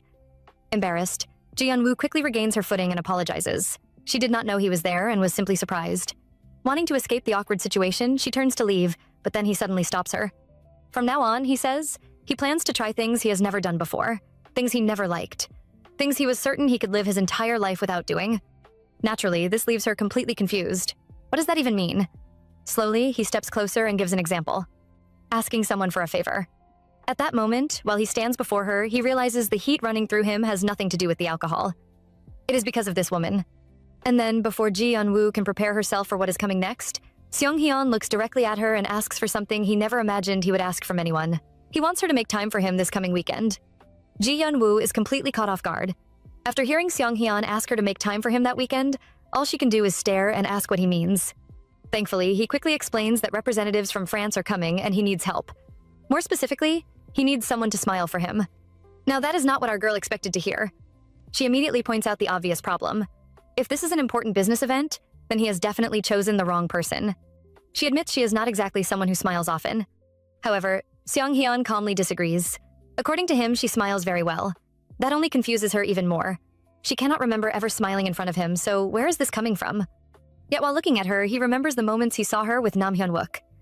The smile she showed back then is still stuck in his mind, but there is no way he can openly admit that. Instead, he keeps that thought to himself. Even as Ji-yeon-woo continues refusing and insists she is not the right person for the job, Seong-hyun does not back down. He asks her to treat it as part of her work duties and even mentions that his secretary will send her a banquet dress. If she wants to choose one herself, he is willing to accompany her. Still lacking confidence, she suggests finding someone else. Unfortunately for her, the answer comes immediately. There is no one else, and he has no intention of looking for anyone else. With that, he simply walks away, leaving her standing there with even more questions than before. The next morning, Ji-yeon-woo returns carrying 2 boxes and steps inside, only to realize the director is in the middle of breakfast with Manager Moon and Do Eun-ja nearby. Deciding not to interrupt, she quietly turns around, but Do Eun-ja immediately questions where she is going during the director's mealtime. Before the situation can grow awkward, Manager Moon points out the obvious. Can't she see that the girl is busy? Then, out of nowhere, Seong-hyun drops a bombshell. He informs Manager Moon that Ji-yeon-woo will not be available for work that weekend and asks her to handle the schedule accordingly. Both women are visibly shocked, and even Ji-yeon-woo hears everything while silently walking away. Manager Moon accepts the order, but Do Eun-ja is not pleased at all. She cannot understand why the director would choose a newcomer for such an important task. According to her, experienced staff from Seoul could easily be called instead. Before her complaints can continue for too long, Manager Moon quickly shuts her down with a sharp hit, leaving her groaning in pain. Even then, she keeps grumbling and questions whether a newbie who mostly washes dishes can really help with something so important. This time, Seong-hyun answers personally. He explains that Ji-yeon-woo worked as a secretary at her previous company, and that experience played a role in his decision. Besides, the staff at headquarters value their weekends, making it difficult to call them in. In today's world, he jokes, the lowest-ranking employees can be the scariest people to ask for extra work. Then comes the final blow. Standing up from the table, he calmly points out that he cannot take Manager Moon, and he cannot take Do Eun-ja either. Just like that, every complaint loses its power, while Ji-yeon-woo finds herself pulled deeper and deeper into the director's world whether she wants it or not. The director calmly turns toward Do Eun-ja, and her attitude changes in an instant. A moment ago, she was complaining, but now she is practically folding in half, thinking that if she went to such an event, she would only get in the way. Then Seong-hyun shifts his attention to Ji-yeon-woo and asks if she has decided on a banquet dress yet. She starts to answer, but before she can finish, he tells her she can simply go to Seolyang department store with his secretary and buy one. That immediately puts our girl in a difficult position. She quickly refuses and insists she will handle it herself. Deep down, she is worried that if she wanders too far from Do Myung-jae, someone might recognize her by chance. On top of that, asking him to provide a dress feels awkward because she would have to reveal her measurements. Hearing her answer, Seong-hyun simply puts on his jacket and tells her to buy it and submit the receipt. Then he leaves. The moment he is gone, the atmosphere changes completely. Do Eun-ja starts grumbling about this mysterious thing called work-life balance, wondering if it is some fancy weekend hobby people in Seoul enjoy. Manager Moon immediately fires back that unless she locks that mouth of hers, she will not die of natural causes. Meanwhile, Ji-yeon-woo is trapped in another problem. There is not even enough time to order a dress online. So she asks Manager Moon if there is somewhere nearby to get a banquet dress without going downtown. The question catches both older women off guard, and before long, a solution arrives in the form of a seamstress. The woman enters cheerfully, greeting everyone as if no time has passed. Do Eun-ja immediately starts praising her sense of fashion, and even Manager Moon welcomes her warmly. When Ji Yeonwoo is introduced, however, the seamstress completely loses focus. She rushes over, grabs her hand, and practically gasps in amazement. To her, Ji Yeonwoo is the star of the day. She proudly declares herself the #1 expert in Korea when it comes to dresses like these. Do Eunja quickly backs up that claim, revealing that dozens of the master's trophies are displayed in her dressing room. Even manager Moon joins in, warning her not to embarrass their executive director. The seamstress promises she will not and excitedly pulls out a dress to begin. Watching all this unfold, Ji Yeonwoo cannot help doing the math in her head. The combined age of these 3 women is 216 years, with an average age of 72. At that point, she honestly wonders if trusting them is a good idea. Later that evening, things become even more interesting. Seung-hyun returns to the building and notices that the door to his room is open. Curious, he walks inside and immediately finds Ji Yeonwoo there. She is completely caught off guard. Startled, she quickly welcomes him back while internally panicking because he arrived earlier than expected. All she wants now is to escape before things become awkward. Trying to act natural, she explains that there is a lot of pollen during the day and that she heard it is best to ventilate the room later in the evening. As he removes his jacket, he casually asks whether she prepared well. Ji Yeonwoo replies that manager Moon helped her buy the clothes, so there is probably no need for receipt processing. Then she asks if there is anything else she needs to prepare. The answer is a firm no. Relieved, she immediately announces that she will take her leave. But just as she starts heading out, Seung-hyun calmly points out something very obvious. Didn't she just say she was ventilating the room? Caught red-handed, she awkwardly backtracks and says she will open the remaining windows before leaving. So she hurries around the room, opening them while he quietly watches. Once she finishes, she politely bows, says she will see him tomorrow, and finally escapes. The room falls silent. Seung-hyun sits down alone, replaying everything in his head. And after all the effort he has made to act normal, after all the excuses and rational thoughts he keeps giving himself, he finally reaches one conclusion. He has gone completely crazy. The weekend finally arrives, and it is time for Executive Director Seung-hyun to meet the foreign representatives at the Harleton Hotel. Meanwhile, Ji Yeonwoo arrives with him for the event, but the moment she steps into that busy place, her nerves start acting up again. The secretary asks her to wait in the hallway while he checks them in, and she quietly agrees. However, standing there only makes things worse. People keep passing by from every direction, and suddenly all those fears she thought she had buried begin to crawl back into her mind. What if she runs into Cha Yun-sok? She thought she had been getting better these past few days, but now she just wants to turn around and go back to the safety of Do-myung-jae. Just then, someone touches her from behind. She nearly jumps out of her skin, only to turn around and find Seung-hyun standing there. He explains that he called her several times, but she did not hear him. Trying to brush it off, she claims nothing is wrong, but he can immediately tell something is off. Her face does not look good at all. She insists she is fine and blames it on a little motion sickness. Since there is still time before the representatives arrive, he tells her to go upstairs and rest. She agrees and leaves, but even after she is gone, he cannot stop thinking about her. Later, sitting alone, he hears that the guests will arrive in 2 hours. He closes his laptop, removes his glasses, and finds his thoughts drifting right back to her. She looked genuinely unwell. Is she really okay? Wanting to check, he reaches for the phone only to realize something surprising. They have never even exchanged numbers. So instead, he calls the hotel room. When Ji Yeonwoo answers, he asks if she is getting ready. She confirms she is, and he tells her they will meet in the lobby in 2 hours. The conversation seems finished, and he begins putting the phone down. Yet somehow, he still cannot tell if she is actually okay. Then, just before the call ends, her hesitant voice comes through the receiver. She admits that she tried on the banquet dress but cannot tell if it is really suitable. The reaction is immediate.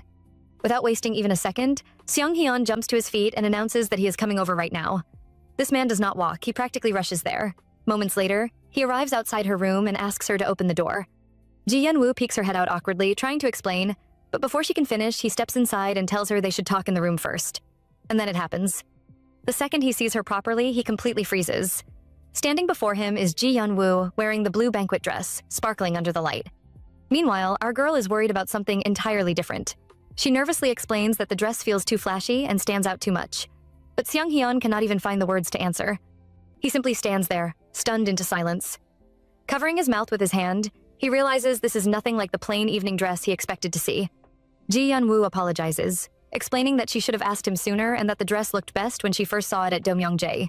Yet still, he says nothing. Not because he disagrees. Not because he is upset. In fact, the problem is the exact opposite. As he stares at her, a strange feeling rises inside him, one he cannot easily explain.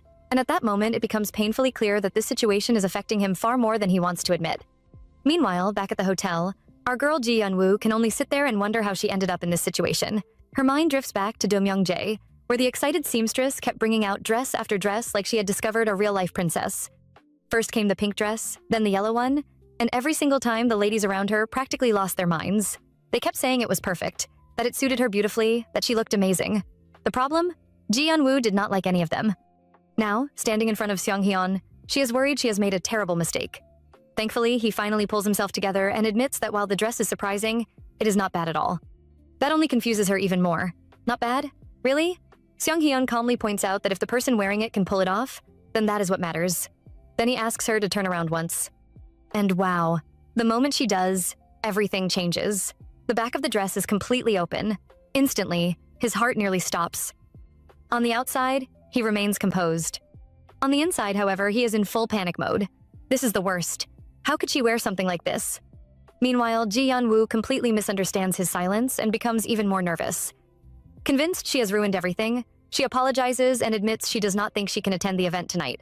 Before she can worry herself any further, Seong-hyun immediately takes action. He calls Chief Wang and urgently asks for help finding another banquet dress. When the obvious question about size comes up, this poor man has no choice but to estimate on the spot. He walks over to Ji Yeon-woo, looks at her carefully, and describes her as being around shoulder height, slim, and pretty. Meanwhile, she hears every single word and quietly looks away, probably wishing the floor would swallow her whole. After ending the call, he tells her they only need to wait a little longer. Then, just before leaving, he pauses and asks if she is physically okay. She nods and he finally leaves the room. However, as if things were not already complicated enough, a completely different bomb drops at the hospital. Manager Moon visits Ji Yeon-woo's mother, Shin Sun-mi, and their usual bickering starts immediately. Moon complains about her appearance, scolds her for falling, and practically attacks her with concern disguised as nagging. Then, the conversation suddenly shifts to Ji Yeon-woo. Manager Moon cannot understand why her daughter is still at Domyeongjae and insists she should hurry back to Seoul and find a proper job. But Sun-mi looks completely confused. Why would her daughter need a new job? According to Ji Yeon-woo, she is simply on company vacation. The second those words leave her mouth, Manager Moon freezes. Her eyes widen in shock. Wait, company vacation? At that moment, she realizes something is very wrong, and suddenly the secret Ji Yeon-woo has been hiding may not stay hidden for much longer. Meanwhile, far away from the fancy hotel dinner, a completely different problem is beginning to grow.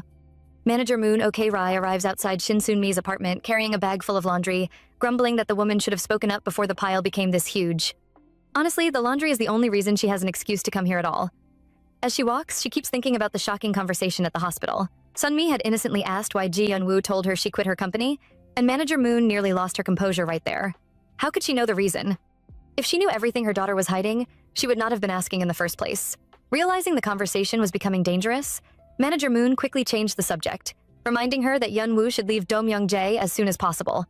After all, she did not send her daughter to college just to spend her days doing housework. But before she could escape, Sun-mi grabbed her and begged to hear more. That was when Manager Moon spotted the mountain of dirty laundry and immediately used it as an excuse to flee, promising to wash everything instead. Now, standing outside the apartment, she breathes out in relief. She was genuinely afraid she might accidentally reveal too much. Unfortunately, before she can relax, an angry-looking man suddenly approaches and calls out to her. He asks if she knows a woman named Shin Sun-mi. Confused, she turns around, only to be met with insults. Then the man pulls out a photograph and shoves it toward her. The moment Manager Moon looks at it, her heart nearly stops. The woman in the picture is Ji Yeon-woo. The stranger keeps pressing her, asking if she has ever seen her before. This time, Manager Moon says nothing at all. Meanwhile, back at the Harleton Hotel, our girl is going through a complete transformation. Her jewelry is carefully adjusted while a stylist assures her that the accessories match her features perfectly. Once everything is finished, Yeon-woo quietly confirms that nothing feels uncomfortable. Then she heads downstairs and immediately finds Seong-hyun waiting. The moment he sees her, he looks, and then quickly turns away before simply saying they should go. That reaction alone leaves her wondering what just happened, but she keeps the question to herself. Soon, the dinner begins. The entire event revolves around an important contract with a French investment firm, so every word matters. Since Seoul-yang Construction is in the weaker position, they have to carefully follow the representative's mood throughout the meeting. The problem? They are speaking French. Poor Yeon-woo sits there understanding absolutely nothing. Then, suddenly, she makes eye contact with one of the French guests. Panic. What is she supposed to do? Well, she remembers her mission and gives him a smile.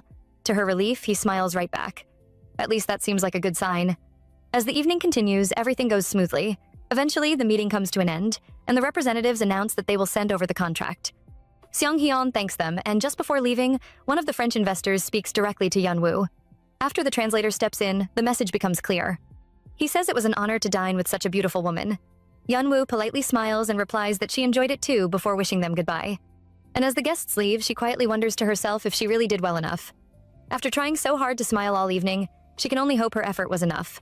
The dinner finally comes to an end, but before leaving, one of the French investors does something that immediately catches attention. He gently takes Ji Yeonwoo's hand, kisses it, then hands her a card and says, "A bientôt," meaning, "See you again."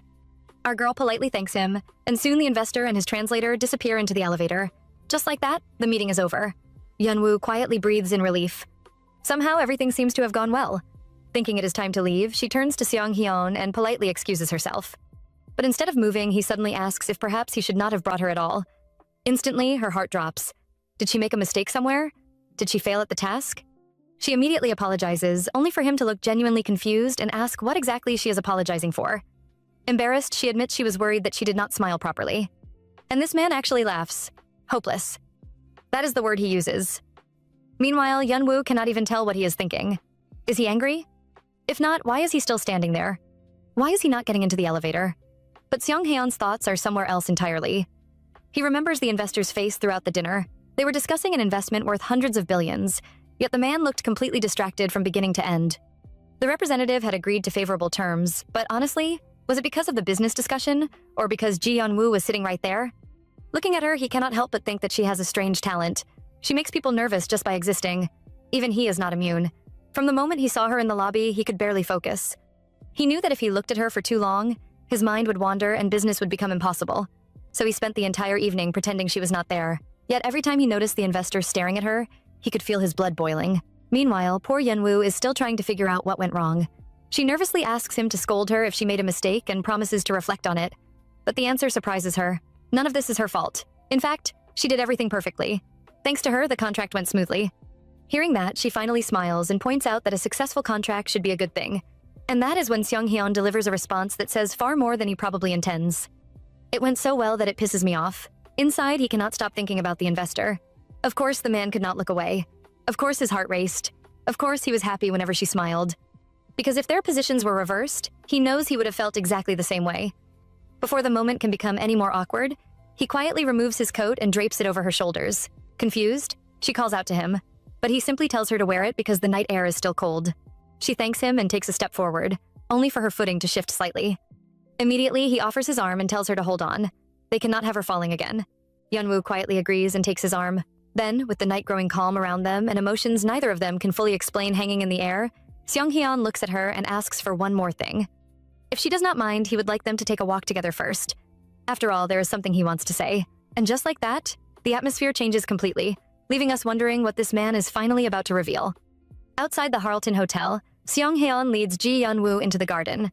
The place is bright, peaceful, and filled with greenery. For a moment, she cannot help but stare in amazement. It is so pretty. Seeing her reaction, Seong Hyun quietly remarks that he is glad she looks comfortable. But those words hit her differently. Comfortable? Even in an open place like this, fear still lives inside her. Can she really relax? Can she truly forget the feeling of always being afraid and finally breathe freely? Before those thoughts can sink in any deeper, she remembers that he wanted to tell her something, so she gently reminds him. Instead of answering right away, Seong Hyun brings up something completely unexpected. He points out that she came down to Moksan before her mother was injured and asks why she left Seoul in the first place. Ever since they met at the bus stop, that question has stayed on his mind. She fidgets with her fingers before finally admitting that she had problems in Seoul. She only wanted to rest for a while and then return, but things did not go as planned. Now she intends to recover properly before going back. It is a simple answer, yet the mood remains heavy. Then, out of nowhere, Seong Hyun asks if Nam Hyun-wook likes her. And wow, that question completely throws her off. She is so shocked that she can barely believe what she just heard. But he keeps going, asking if maybe they were involved in the past or if Hyun-wook had been hovering around her without ever confessing. Nervous and clearly misunderstanding his intentions, Yeonwoo quickly denies everything. They were only classmates. Nothing more. In fact, she becomes so anxious that she even promises to avoid Nam Hyun-wook inside Do Myung-jae if necessary. Then she reveals something much deeper. Boyfriends, dating, relationships. Those things do not exist in her life. Just thinking about men makes her shudder. Hearing that, Seong Hyun is left speechless. She immediately apologizes, believing he was suspicious of her relationship with Hyun-wook. But he calmly explains that he was never suspicious. He only wanted to be certain. When she asks if Nam Hyun-wook was really the reason he wanted to talk, he instantly rejects the idea. Yet when she asks him to tell her the real reason, this foolish man suddenly backs down. Forget it. After all, he cannot bring himself to say something that would make her shudder. The next day at Domyeongjae, life seems normal again, at least on the surface. Do-yeon-ja immediately asks if the weekend event went well, and Yeon-woo happily confirms that everything worked out. She even brings back bread from the hotel basement because she heard it was delicious. Besides, it is a small gift. Curious, Do-yeon-ja opens the package and is instantly delighted when she finds a beautiful jade bracelet. The newbie has good taste. Naturally, she also wants to know about the dress, and Yeon-woo admits with a smile that it was very, very pretty. But before the conversation can continue, Manager Moon suddenly appears like a storm. She demands to know why Yeon-woo is only arriving now when the director came in early. The poor girl tries to explain that he had work and left first, but she cannot even finish her sentence before being scolded again. If she escorted someone, she should have stayed alert. Yeon-woo immediately apologizes, and Manager Moon orders her back to work, reminding her that she has night duty. As she obediently leaves, Do-yeon-ja cannot help asking why Manager Moon seems so angry. Of course, Manager Moon denies it completely, not angry at all. Yet seconds later, she is yelling at Do-yeon-ja too, ordering her to get moving and stop acting like she is on vacation. Poor Eunja ends up running away while Manager Moon shouts after her. But once she is alone, her expression changes. Her mind drifts back to that frightening encounter in the city. She remembers the aggressive man showing her Yeon-woo's picture and demanding answers. He was convinced she knew something and made it clear he would not go easy on her just because she was old. And suddenly, beneath all the shouting and scolding, it becomes painfully obvious why Manager Moon has been so tense. Manager Moon stares at the aggressive man for a moment, clearly trying to keep her composure. She starts with a calm young man but quickly changes course. Instead, she pulls a pair of underwear from the laundry bag and bluntly tells him to buy some panties because it is breezy. The man is instantly furious. He calls her crazy, asks if she has lost her mind, and insults her before storming away. But the moment he disappears, the brave front vanishes. Manager Moon stands there trembling. Suddenly, everything begins to make sense. So Ji Yeon-woo did not come here simply to help her mother from the beginning. That is what this is really about. Meanwhile, after the hotel event, the resort construction moves into full swing. The maids spend their days preparing meals for the workers, keeping everyone extremely busy. As Ji Yeon-woo carries a box, her thoughts drift towards Seong-hyun. She has not seen him all weekend, and even today he arrived at work early. Before she can think any further, Manager Moon calls out to her. The newbie is being sent to the construction site with Section Chief Hwang. Not only that, she must personally deliver the director's lunchbox. Yeon-woo hesitates for a second. It should only take a moment. Nothing happened at the hotel either. Trying to convince herself, she picks up the lunchbox and agrees to go. Soon, she arrives at the construction site and is directed toward the office. Inside, the secretary initially has no idea who she is, but once he learns she came from Domyeongjae with the director's meal, he quickly lets her in. He even mentions that Seong-hyun has a meeting soon and may not get much time to eat. After a knock, permission is given to enter. The moment Seong-hyun sees her, he warmly asks if she has been well. Yeon-woo answers that she has, thanks to him, and this man immediately seizes the opportunity to tease her. Does that mean she has been well because she has not seen him? Poor Yeon-woo instantly tries to deny it, only for him to reveal it was a joke. Still, the mood becomes awkward, and she quickly announces that she should return to her duties. Watching her, Seong-hyun quietly remarks that it is hard to even say it is nice to see her, because he worries about making her shudder. Yeon-woo simply bows and politely tells him to enjoy his meal. Everything seems normal, until suddenly, the secretary enters and announces that a guest has arrived. Seong-hyun calmly tells him to send the visitor in. At that moment, Yeon-woo is already planning her escape. The director has an important meeting today, so she should leave quickly. However, before she can get out, the guest steps into the office and greets Executive Director Seong-hyun. The second she hears that voice, her entire body freezes. Her heart drops. Slowly, she turns around, and there he is, Cha Yun-sok, the very person she never wanted to see. To her shock, he recognizes her immediately and casually says, "Wow, Yeon-woo, you were here." And just like that, the fear she thought she had escaped comes crashing right back into her life. The moment Ji Yeon-woo sees Cha Yun-sok, she freezes. Not a single word comes out of her mouth. Meanwhile, Seong-hyun quietly watches everything unfold. Cha Yun-sok casually asks if she knows how long he has been looking for her, and suddenly the atmosphere becomes heavy. As Seong-hyun glances at the documents on his desk, he notices the name Namseo Industrial Development on the letterhead. Right then, he remembers seeing that company on Yeon-woo's resume. Cha Yun-sok keeps talking as if nothing is wrong, telling her to wait because he is busy and that they can talk later. But our girl remains tense and silent. Seeing her condition, Seong-hyun immediately steps in and tells her to leave. She hesitates for a moment, but his voice becomes firmer. "Didn't you hear me? Go back." With no choice, Yeon-woo leaves the office. Even then, Cha Yun-seok calls after her, telling her to get back safely, because he will see her later. The second she is gone, Seong-hyun invites him to sit down, and the business meeting begins. However, it quickly becomes clear that Cha Yun-seok is struggling with the documents in front of him. While watching him fumble through the papers and make calls for help, Seong-hyun quietly pieces things together. The company's CEO is Cha Gil-wook, so this man must be the son being prepared to inherit the business. When Cha Yun-sok finally confirms which document is correct and apologizes, Seong-hyun coldly remarks that it would have been better if the person actually in charge had attended. Ouch, that one definitely lands. But things only get more awkward from there. Cha Yun-sok keeps trying to act friendly, chatting about cafes and other random topics. Then he raises his arm, revealing several tattoos. After noticing Seong-hyun's gaze, he explains that he once dreamed of becoming a painter. Without missing a beat, Seong-hyun cuts him off and calmly replies that it seems his dream was not to be a painter but the canvas. Wow, this man is absolutely ruthless. Even when Cha Yun-seok compliments his looks and tries to flatter him, Seong-hyun interrupts again and asks for his name. Internally, Cha Yun-seok is already fuming. After introducing himself, he is immediately humbled once more. Seong-hyun mistakenly calls him President Cha Yun-seok. When corrected that he is only the vice president, he casually apologizes and remarks that he has never granted an audience to anyone below a president before. The damage is brutal. Soon, the meeting ends, and Cha Yun-seok prepares to leave. Yet before walking out, he asks about the female employee from earlier. When he learns that Yeonwoo works at Do-myung-jae, his eyes light up, so that is where she has been hiding all this time. Then, as if things were not already bad enough, he casually reveals that he used to keep her around and had been searching for her. Seong-hyun immediately asks if she owes him money. The answer is even worse. According to Cha Yun-seok, it was nothing like that. He claims he asked for her heart, but she kept playing hard to get. Or maybe it was her body. The disgusting words hang in the air. And in that moment, Seong-hyun's mind flashes back to what Yeonwoo told him at the hotel. She had troubles in Seoul. They were difficult to endure. Just the thought of men makes her shudder. Suddenly, everything starts making sense. A small grin appears on his face as he finally understands. Right. That alone is more than enough to make someone shudder. And just like that, the mystery surrounding Yeonwoo's fear becomes much clearer, while Cha Yun-seok unknowingly reveals exactly what kind of man he really is. Cha Yun-seok quickly notices the strange look on Seong-hyun's face and immediately tries to laugh it off. According to him, it was all just a joke. He claims he simply cannot stand serious atmospheres. Whether anyone believes that is another story entirely. Seong-hyun does not argue. Instead, he calmly walks toward the door and invites him to have a meal together at Do-myung-jae sometime soon. Cha Yun-seok gladly accepts, joking that he will be waiting with his neck on the line. Seong-hyun replies that his secretary will send the schedule and that they will meet then.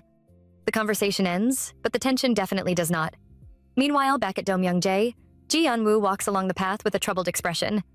No matter how hard she tries, she cannot stop thinking about what happened earlier. Cha Yun-seok's voice keeps echoing in her head. Wow, you were here. Wait for me, okay? Then another memory follows. You can't escape. The words keep replaying over and over, making her heart grow heavier with every step. The fear she tried so hard to leave behind suddenly feels very close again. Later, while she is with Manager Moon, something unexpected happens. Manager Moon reveals that she actually wanted to talk to Yeonwoo about something. Then, without warning, she asks the question directly. Are you being chased by some nasty people? The moment those words are spoken, Yeonwoo tries to answer, but her voice is so weak that Manager Moon cannot even hear her properly. And then the tears come. Our girl finally breaks down. Manager Moon immediately raises her voice, telling her to stop crying and speak clearly so she can understand. Korea is not that big, so where can she possibly hide forever? Then she starts throwing out possibilities one after another. Is it fraud? An affair? What is it? And if she lies, she will be kicked out, so she had better tell the truth. Faced with that blunt honesty, Yeonwoo finally gathers her courage. Through tears, she admits the truth. Yes, she is being chased. Her former boss has been stalking her, and that is why she ran away. She apologizes, but instead of getting angry, Manager Moon looks at her and asks the most important question of all. Why are you crying? You did nothing wrong. Just like that, the harsh tone disappears. She tells Yeonwoo to explain everything from beginning to end without leaving out a single detail. Then she pats her on the back and gives her the reassurance she desperately needs. As long as she is at Do-myung-jae, this is not just her problem anymore.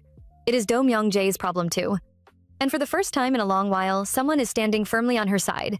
Even Manager Moon's small smile carries a powerful message. No matter how scary things get, Yeonwoo is no longer facing them alone. Enjoying this so far? Comment part 2 below for the next part. Until next time, ciao!